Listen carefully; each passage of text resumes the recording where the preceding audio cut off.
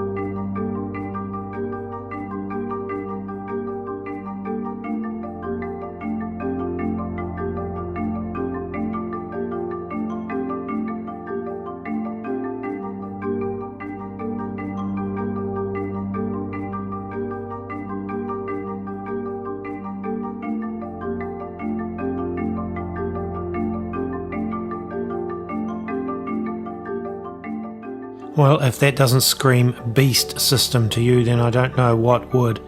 And quite frankly, I see them pushing into this great reset as well, economic reset with this whole travel changes with COVID vaccines and tracking and tracing. And I just want to play you now a bit of another clip I did a few weeks ago. I'm just going to replay it regarding the World Economic Forum and the Great Reset.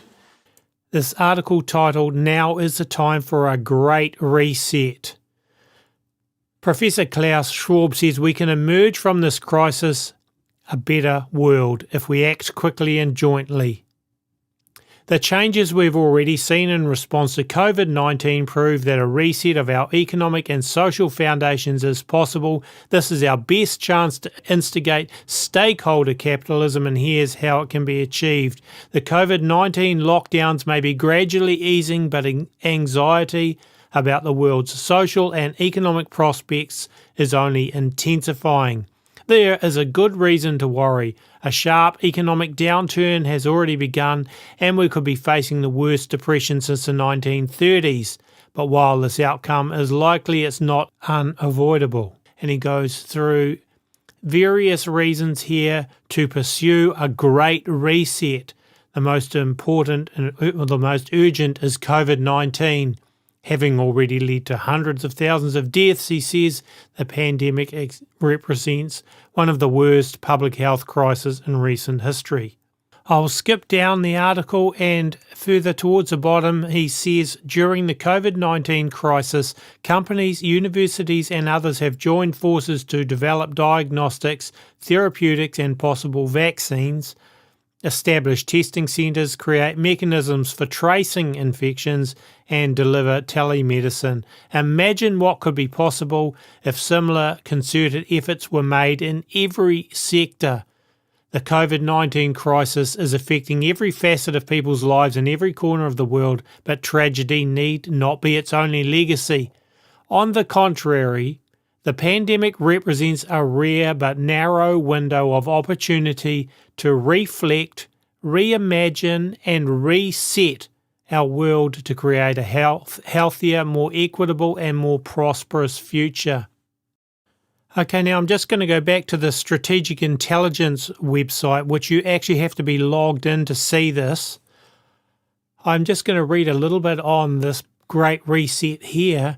It says coronavirus-related lockdowns provided a glimpse of what is possible in terms of limiting pollution, and the pandemic's human toll illustrated what can happen when health care systems and society safety nets are neglected. Now it's up to the leaders in the private and public sectors to seize the moment and help create a more equitable and sustainable society. It's very interesting how they have turned this into opportunities for reducing pollution and creating sustainable development. Now, Klaus Schwab has been a consultant in the sustainable development areas of the United Nations over the past, and there are a whole lot of other articles related to this whole Great Reset within the Strategic Alliance's website. And look at this article from June 4th on the World Economic Forum. The Great Reset, this week's World versus Virus podcast. The Great Reset, launched by World Economic Forum and His Royal Highness the Prince of Wales, seeking better form of capitalism as world recovers from pandemic. Welcomed by the United Nations, International Monetary Fund and companies Microsoft, MasterCard and BP. The COVID-19 crisis has shown us that our old systems are not fit anymore for the 21st century, said World Economic Forum Executive Chairman Klaus Schwab. In short, we need a great reset. This week's World versus Virus is entirely devoted to the launch of the Great Reset, a project to bring the world's best minds together to seek a better, fairer, greener, healthier planet as we rebuild from the pandemic. Now, one of the components of this Great Reset and everything is the vaccine, the push for a vaccine. Now, take a listen to this from Donald Trump saying that the military will be used in a powerful way to deliver the vaccines to the American populace. And then have a listen to how far advanced and how quickly Fauci and Trump are talking about this rolling out. One issue that has come up is once you do have a vaccine, how do you properly distribute it? How do you get it out quickly to millions? Well, when we have the vaccine, we have the military all lined up, and the military is going to be doing it in a very powerful manner. These are people that don't usually do vaccines. They do soldiers, and they do lots of other things that, frankly, are more difficult. But we have our general, and logistically, he's all set. Tony, do you want to say something about that? That is correct. As the vaccine rolls out, we'll be getting them distributed. And as you probably have heard, we are going to make sure that we do it in an equitable way, and it's representative of the populations who need it the most. And we have the standard way that we determine that with the ACIP working with the CDC, but Dr. Collins and Dr. Redfield have put together with the National Academy of Medicine a group that will fortify that decision-making process so that we're making sure that we're very fair and equitable in getting the vaccine distributed properly. And I think I could have Francis say that tremendous progress has been made on the vaccine beyond anything that we would have thought if you go back 6 months. What do you think? It is just, frankly, quite astounding, Mr. President. I've been at NIH for 27 years and director for 11, and I've seen some amazing things happen. But the way in which the whole research community, public and private, philanthropies, everybody has come together to work on this, not worrying about who gets the credit, trying to figure out how to strip away anything that's going to slow things down.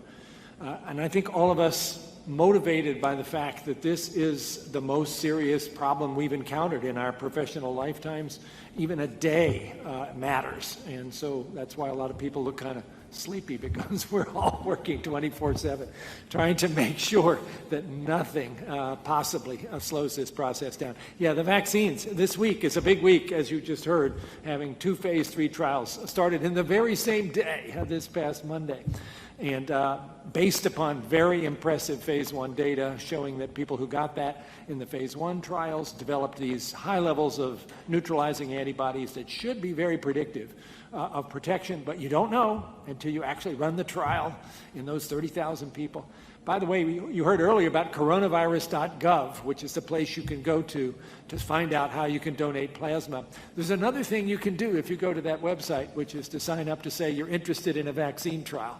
And we need people to volunteer for that as well, because we're going to, with these 4 or 5 trials coming along very quickly, each of which needs 30,000 volunteers, that's a lot of people, and we need them. And Francis, we're working very well with other countries. We are indeed. And science has always been international, and it certainly is right now. And we work with our colleagues in Europe and the UK and Asia in a way that I think represents the best of the best. And again, everybody recognizes we're all in this together across the whole planet. Now, there are all kinds of angles I could come at this from, but in wanting to keep this video short, I'm going to just look at it from this angle here. An RT.com article. Bubble indemnity. Big pharma firms will not be held accountable for side effects of COVID vaccine. A senior executive for pharmaceutical giant AstraZeneca has confirmed that his company cannot face legal action for any potential side effects caused by its COVID vaccine. Those affected will have no legal recourse. I'll go down the article a bit. AstraZeneca is one of 25 companies worldwide already testing their COVID vaccines on humans in preparation for injecting hundreds of millions of people. These are flush times for Britain's largest pharmaceutical company, worth something in the order of £70 million. They have just reported bumper profits of $12.6 billion in the last 6 months alone. Now I want to go down and look at another piece of this article here. The UK government has been on a vaccine spending spree, buying 250 million doses from various big pharma outfits. America, meanwhile, is way ahead of the curve. They have a special legal framework in which no pharmaceutical companies face lawsuits for side effects of vaccines in case of public health emergencies. This legislation, known as the PrEP Act, was the product of a massive lobbying effort from the US pharmaceutical industry, which was introduced despite vigorous opposition from consumer groups. Unless the vaccine maker intentionally murders or injures you, willful misconduct, you cannot sue them. With all of this going on and with pushing us into a digital age, digital identification, digital currency, artificial intelligence, all of these things that are going on, a big heads up it should be to all of us that we are certainly in crazy times, and these are the end times. And we are being sucked into the end time machine. Make sure, folks, that you have your lives right with the Lord, because there is no answer in governments that is going to be satisfactory. In fact, they are only going to push us further into a diabolical system. If you're able to donate to A Minute to Midnight, that would be great too, because we do run this 100% by donations. Thank you. This is Tony saying goodbye, and hopefully we'll see you with another video in a few days' time.